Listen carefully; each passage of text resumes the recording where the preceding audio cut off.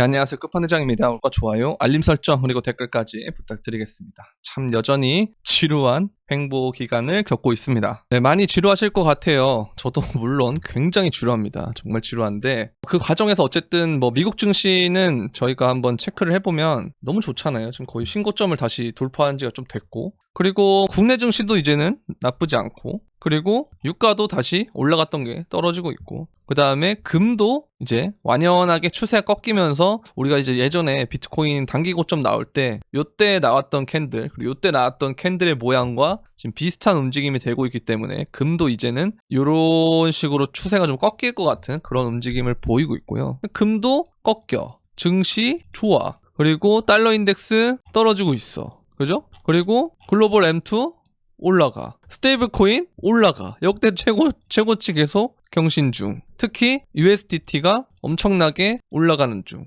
도대체 왜 코인은 안 오르는 것이냐, 그리고 도미넌스는 왜 계속 높은 것이냐. 그래도 긍정적인 건 도미넌스가 이렇게 지금 고점을 계속 띄우는 움직임을 갖고 있어요. 그래서 이게 추세가 좀 더 빠지면 그러면 우리가 이제 이러한 무빙을 기대해 볼 수가 있거든요. 근데 우리가 지금 이때도 이 조그만한 기간 동안에 우리가 알트장이 오네 마네 하면서 막 난리였듯 여기서 이렇게 가는 것도 굉장히 긍정적인 움직임들이 많이 나올 거예요. 근데 그 과정을 우리가 일단 좀 못 버틸 뿐. 왜? 그러니까 다 같이 만약에 망했으면, 우리가 이제 2022년처럼 다 같이 망했으면, 그러면 이제 언제쯤 같이 좋아지겠죠 어쩌고저쩌고 하면서 이렇게 막 되는데, 근데 지금은 얘만 안 좋거든요. 그러니까 얘만 지금 지루한 상황이거든요. 비트코인, 특히 알트코인 굉장히 지루한 상황이거든요. 근데 우리가 반대로 생각을 해보면, 우리가 증시, 국내 증시를 한번 보잖아요. 사람들 국장은 하면 안 된다 그랬다가 지금 대선 이후로 국장이 좋아지고 있죠. 그것처럼 결국 우리는 유동성이나 혹은 기대감의 개념으로 가격이 오르는 거를 볼 수 있는데, 정말 우리가 말하는 그 유동성은 지금 전대미문이에요. 정말 좋아요. 지금 너무 좋은 상황이고, 글로벌 M2 좋고, 달러도 떨어지고 있고, 또 뭡니까?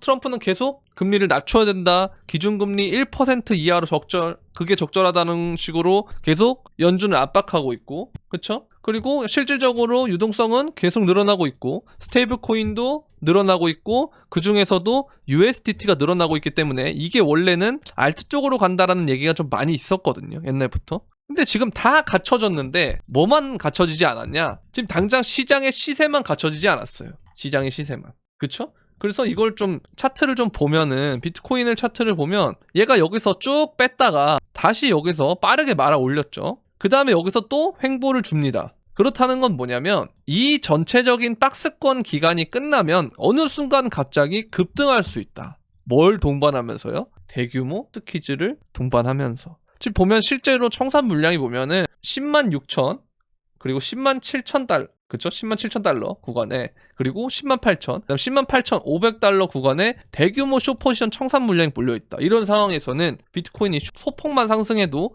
숏스퀴즈가 발생할 수 있다. 그러니까 이제 이걸 뚫기 위해서는, 그러니까 얘네들이 운전수가 뚫을 수 있지만 계속 여기서 물량을 모으게끔 하는 거예요. 사람들을 숏을 여기다 쳐라, 비트코인 끝났다, 알트도 봐봐 끝났어 라고 유도를 하면서 이들이 결국은 뭘 하고 있다? 저는 매집을 하고 있다고 봅니다. 또 스트래티지 이번에 또 많이 모았더라고요. 근데 가격에 변화가 없어요. 근데 이게 언제까지 변화가 없겠느냐. 결국은 이들이 먼저 매집을 한 다음에 가격을 올리고, 그 다음에 이 이유에 대해서 뭐 기관과 기업과 뭐 정부와 이들의 매집으로 인해서 오른다, 이 수요가 올라서 오른다, 뭐 이런 얘기들을 할 거예요, 무조건. 그죠? 우리가 이제 언제 그걸 겪었나요? 이거를 ETF 때, 우리가 이때 ETF잖아요. 이때 ETF 승인 나고 한동안 계속 샀어요. 근데 가격은 계속 떨어졌죠. 그러고 난 다음에 트럼프는 다음이죠. 죄송합니다. 그러고 난 다음에 이렇게 올랐죠. 이 오를 때는 재료가 뭐였어요? ETF 때문에 오른다, 기관들이 사서. 마찬가지. 여기서도 한동안 2024년 3월부터 트럼프 당선 전까지 계속 죽었죠. 그럼 물론 이때 ETF가 중간에 유출도 있었지만 전체적으로 어쨌든 전체적인 물량은 어쨌든 계속 올라가고 있었단 말이에요. 근데 그럼에도 불구하고 이게 계속 떨어지는 움직임이 나왔다가 다시 트럼프 얘기하니까 올라간다. 그러니까 재료는 항상 뒤에 붙어요. 그쵸? 그러면서 막상 올라가는 시기가 되면 그때 재료가 붙어서 가는 건데, 정작 이 재료들이 씹힐 때, 그러니까 재료가 계속 무시가 될 때, 그때 물량을 모으는 주체가 누군가는 있다. 이걸 모으는 주체가 있다. 이 박스권은 그들의 의도다라는 말씀을 드리고 싶고요. 결국 우리가 보면 여기서도 박스권, 여기서도 박스권, 여기서도 박스권 하면서 이 본격적인 신고점을 달성할 시기가 오면 그때는 정말 자리를 안 주고 올라갈 가능성이 있다. 이건 이제 우리가 언제를 좀 보면 되냐면 이때를 보면 될 것 같아요. 그러니까 뭐 이때라던가 아니면 이때인데 정말 계속 중간에 쉬어가면서 지지부진 하다가 어느 순간 특정 시점 되니까 자리를 안 주고 올라갑니다. 그렇죠? 여기도 마찬가지로 이 구간을 계속 못 뚫고 있다가 뚫으니까 자리를 안 주고 올라갑니다. 알트도 마찬가지. 그래서 이런 순간들은 결국은 정말 짧거든요. 그러니까 그 전까지 항상 비트코인의 사이클을 보면은 모아놓는 시간, 그러니까 축적, 하락, 조정 이런 것들의 시간을 계속 겪은 다음에 어느 순간이 돼서 땅 돌파를 하기 시작하면 정말 몇 달 지나지 않아서 상승장이 끝나버려요. 그러니까 우리가 상승장이라고 인식하는 시간은 생각보다 굉장히 짧다는 거. 그래서 그런 부분들 때문에 어쨌든 우리가 이 시기에 돌아보면, 그러니까 우리가 2021년으로 시계를 다시 돌려서 여러분들은 대부분이 이때쯤에 오거든요. 언제 왔다? 21년 2월쯤에 아마 업비트 계좌를 만들었을 거예요. 자, 그래서 업비트 계좌를 만들었는데 부처빔이 나온 시점은 언제냐면 5월 달이거든요.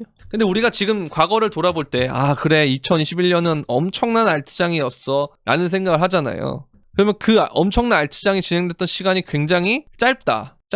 그러면 그 전에 이 기간들은 다 뭔가? 비트코인은 정작 이때 많이 올랐거든요. 2021년 2월 이전에. 그럼 이 기간 동안에는 뭐였는가? 결국 이때는 도미넌스가 올라가는 시기였다는 거예요. 아시겠죠? 그래서 그런 구간들이 항상 우리의 상승장 속에는 있었다. 그러나 사람들이 이제 그런 얘기를 하죠. 요번에 좀 다를 것이다. 왜? 기관이 들어왔기 때문에.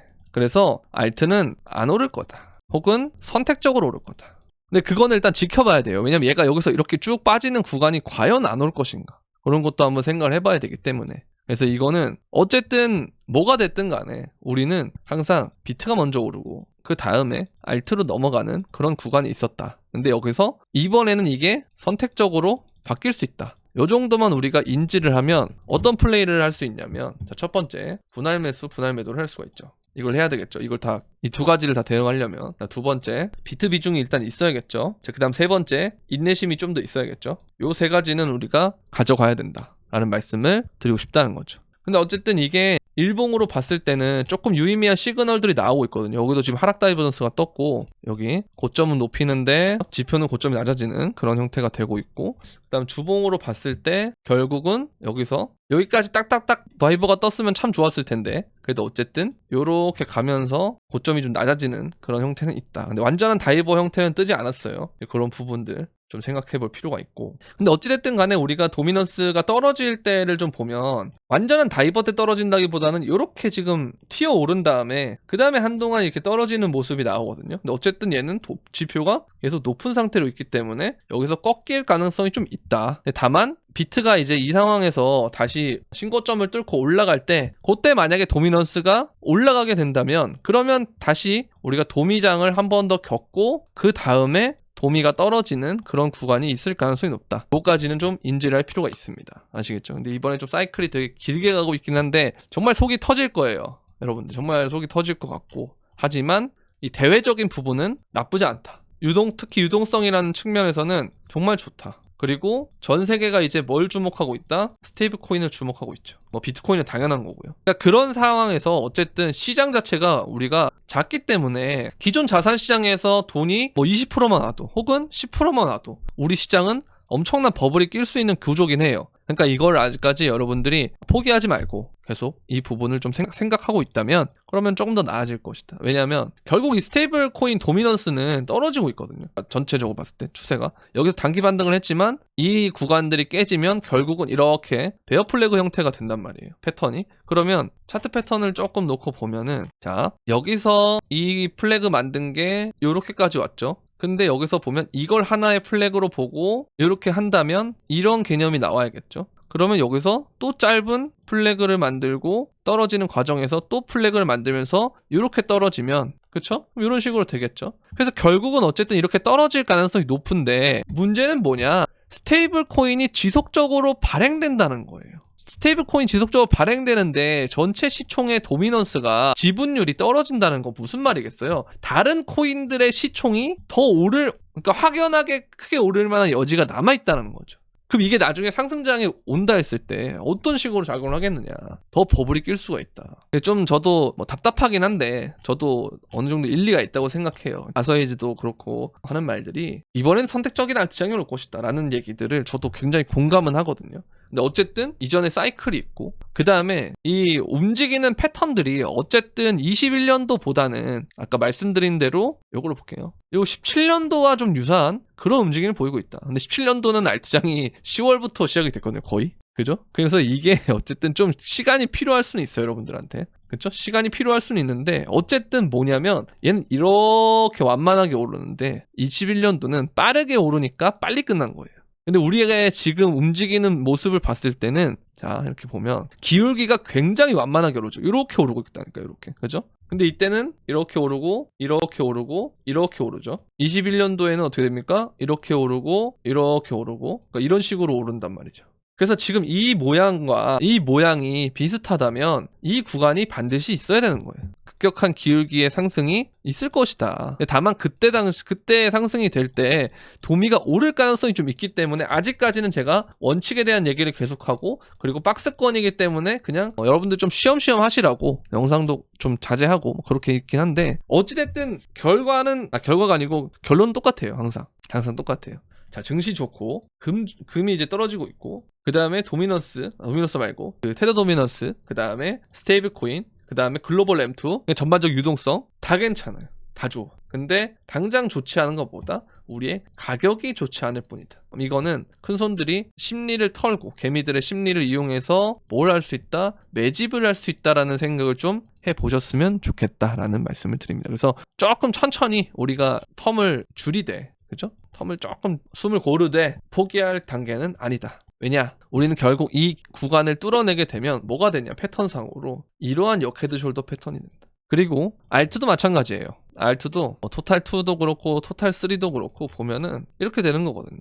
컵, 핸들, 리테스트, 여기서 또 추세선 리테스트 올라가게 되면 폭발적으로 올라갈 수 있는 차트를 어쨌든 만들고 있다. 다만 이게 천천히 진행되고 있기 때문에 여러분들이 지루해서 못 봐줄 지경이다. 그리고 외부 자산들이 너무 잘 가기 때문에 그래서 이 두 가지 부분 때문에 우리는 심리적으로 매우 쫓기기 때문에 이런 것이지 이 부분이 어쨌든 해결이 된다면 그때부터는 굉장히 빠른 텀으로 속도가 바뀔 수가 있다. 이렇게 이해를 하시면 될 것 같습니다. 자, 힘내시고요. 업비트도 지금 보면 거래대금이 말랐어요. 지금 리플이 이 정도밖에 안 나오잖아요. 거래대금이 100만, 1000만, 1억, 10억, 100억, 1000억, 2000억 정도 나오거든요. 리플이. 그죠? 이거 보시면 다 이제 막 쭉쭉 거래대금이 낮은데 특히 한국인들이 더 그렇죠. 그 냄비 근성이 엄청 그하기 때문에 좀 빡셀 수는 있어요. 그렇죠? 정말 빡세고 지칠 텐데 이 구간들을 어쨌든 잘 넘긴 분들은 큰 수익을 거두긴 했다. 항상 그런 거를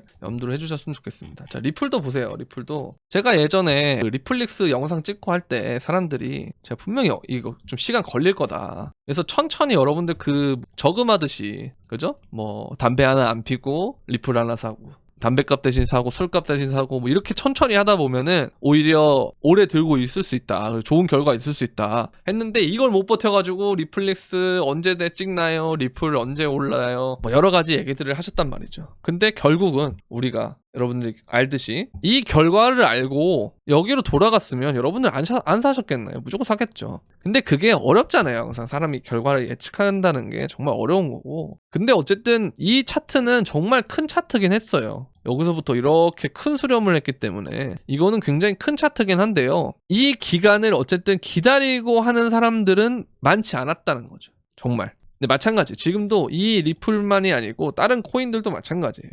어느 정도의 기다림의 구간이 필요할 뿐이다. 근데 그게 끝나면 제가 말씀드린 것처럼 이런 식으로 나중에 발동이 걸릴 수 있다. 근데 그때는 이거는 절대 못 잡아요. 왜? 지표가 이렇게 튀면서 가는데 이걸 어떻게 잡나요? 절대 잡을 수 없어요. 그러고 난 다음에 사람들이 어디에 몰립니까? 여기서 몰리는 거예요. 항상 그래요. 항상. 그래서 여기에 들고 계신 분들은 사실 그렇게 알트가 박살나네 뭐네 해도 사실 아직까지 살만하거든요. 그러니까 살만하다는 게 바이의 의미가 아니고 내가 죽냐 사냐 그런 어떤 좀 먹고 살만하다 그런 느낌인데 여기는 진짜 여기서 몰리는 사람은 진짜 지옥이죠. 맞습니까? 그러니까 그래서 이런 부분들이 굉장히 중요하다는 거예요. 언제 사느냐. 근데 항상 우리가 지나가고 생각해보면 카카오도 그렇고요. 지금 카카오 같은 애들도 볼게요. 이런 애들도 보시면 마찬가지죠. 여기서 사람들 죽으려고 그랬는데 정작 이런 사람들의 곡소리를 느낄 때 천천히 모아갔다면 그러면 이때부터 모았어도 평단은 이쯤 있겠죠. 이쯤이나 이쯤.